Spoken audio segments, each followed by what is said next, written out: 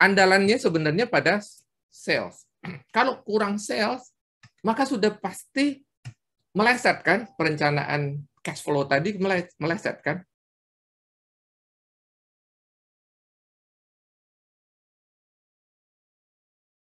Senang sekali berjumpa kembali di Retail Zoom S untuk kesempatan hari ini, 31 Mei 2022, hari terakhir ya.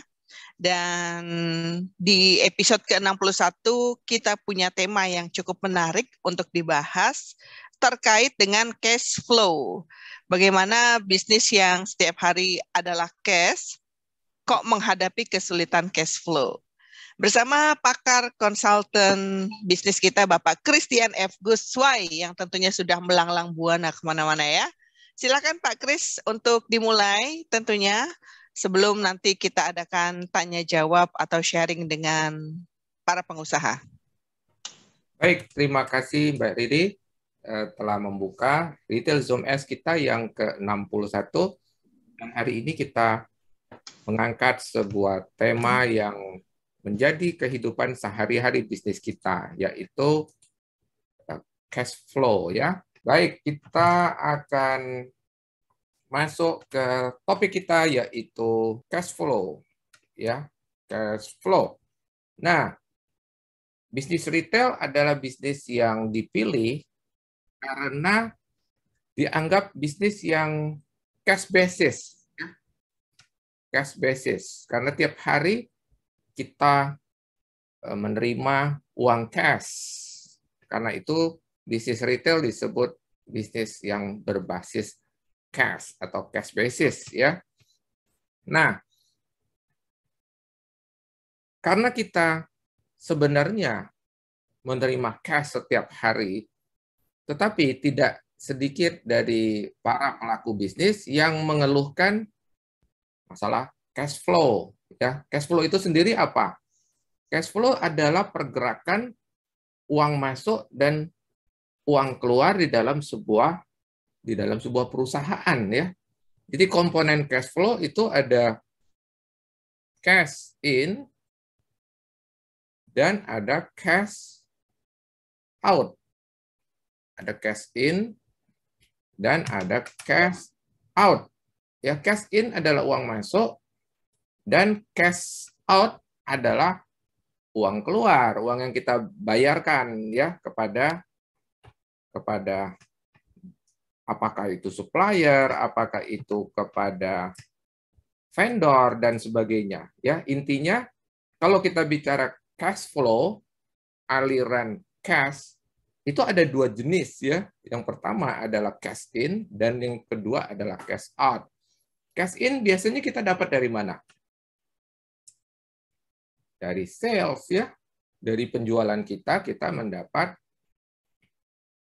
cash in. Cash out apa? Biaya ya. Semua biaya, termasuk di dalamnya ada HPP, ada biaya-biaya operasi.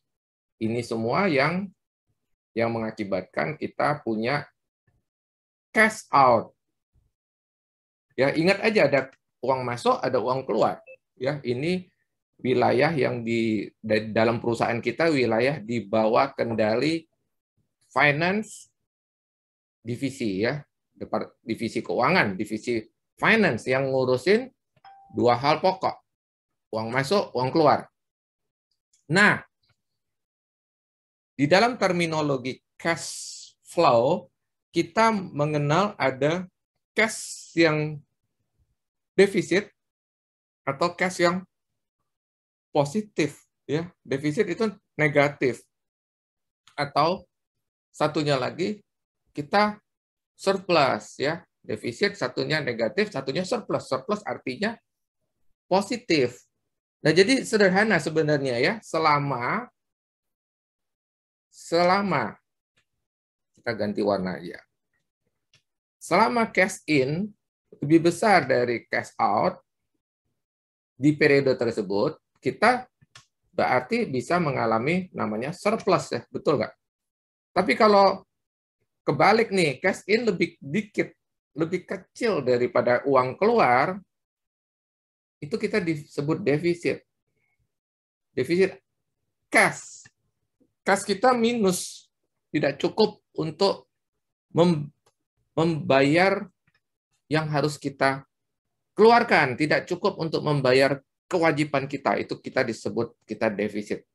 Ya. Nah, para pelaku bisnis tentu tidak menginginkan ya, tidak menginginkan terjadinya sampai defisit ya, sampai defisit. Maka itu tema kita hari ini.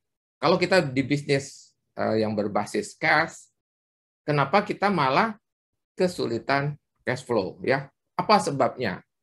Nah, ada beberapa hal yang saya sering dengar tentang kesulitan cash flow. Pada umumnya ada beberapa hal pokok ini ya yang sudah saya tuliskan di sini. Yang pertama, karena kita mengandalkan uang masuk itu pada umumnya dari apa? Dari sales. Betul nggak? Jadi kurangnya sales itu selalu menjadi penyebab utama kesulitan cash flow. Ya, karena sebenarnya divisi finance itu sudah membuat perencanaan cash flow. Cash flow plan itu sudah ada sebenarnya ya, sudah dirancang-rancang. Kalau penjualan kita segini, pengeluaran kita segini, uang kita cukup nggak? Kalau uang kita tidak cukup, dia biasanya akan mencari pendanaan jangka pendek. Pendanaan jangka pendek itu bisa mengalihkan dana dari satu akun ke akun yang lain, atau melakukan pinjaman jangka pendek. Ya, jadi andalannya sebenarnya pada sales. Kalau kurang sales, maka sudah pasti meleset kan perencanaan cash flow tadi, meleset kan. Dia merencanakan cash in-nya lebih besar dari cash out supaya surplus, supaya waktu mau bayar kewajiban kita ada cash ya. Tapi kalau sales-nya meleset, sales-nya kurang, biasanya disitulah muncul yang namanya kesulitan cash flow karena cash flow-nya menjadi defisit. Kuncinya apa? Sales-nya jangan kurang ya, sales-nya jangan meleset. Nah, solusinya apa? Nah, solusinya sudah sering banget ya kita bahas di Retail Zoom S. Jadi Bapak Ibu yang masih bertanya-tanya cara mengatasi kekurangan sales bagaimana?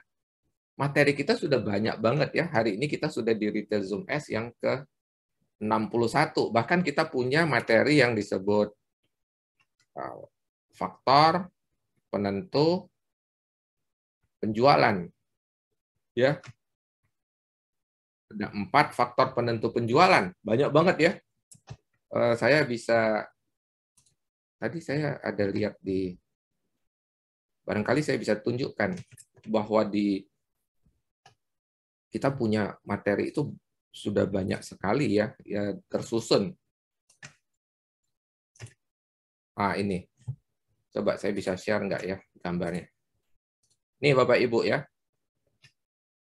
Materi 4 faktor penentu penjualan saja sudah banyak sekali ya. Jadi kalau Bapak Ibu mendengar bahwa penyebab kesulitan cash flow itu ada sales yang meleset, berarti apa? Kita harus memastikan penentu salesnya yang diprioritaskan ya. Jadi kalau Anda sudah tahu bahwa Anda mengalami kesulitan cash flow, pastilah penyebabnya karena kita kurang sales. Kalau kurang sales, ya Anda harus bereskan. Ya, ada 4 faktor penentu penjualan supaya sales Anda tidak meleset. Plus masih banyak lagi pembahasan-pembahasan kita yang lain ya, seperti menciptakan sales dengan metode daun semanggi gitu ya. Terus ada lagi beberapa mengkonvert visitor menjadi transaksi, pengunjung menjadi transaksi. Baru-baru ini ya kalau nggak salah Retail Zoom S 2 episode yang lalu ya, itu juga bisa Anda gunakan untuk memperbaiki sales Anda. Berikut masalah yang menjadi penyebab kenapa cash flow kita bermasalah. ini loh, salah beli barang. Silakan subscribe, like, and share jika Anda memandang materi ini bermanfaat. Sampai kita berjumpa lagi. Salam, grow, and prosper.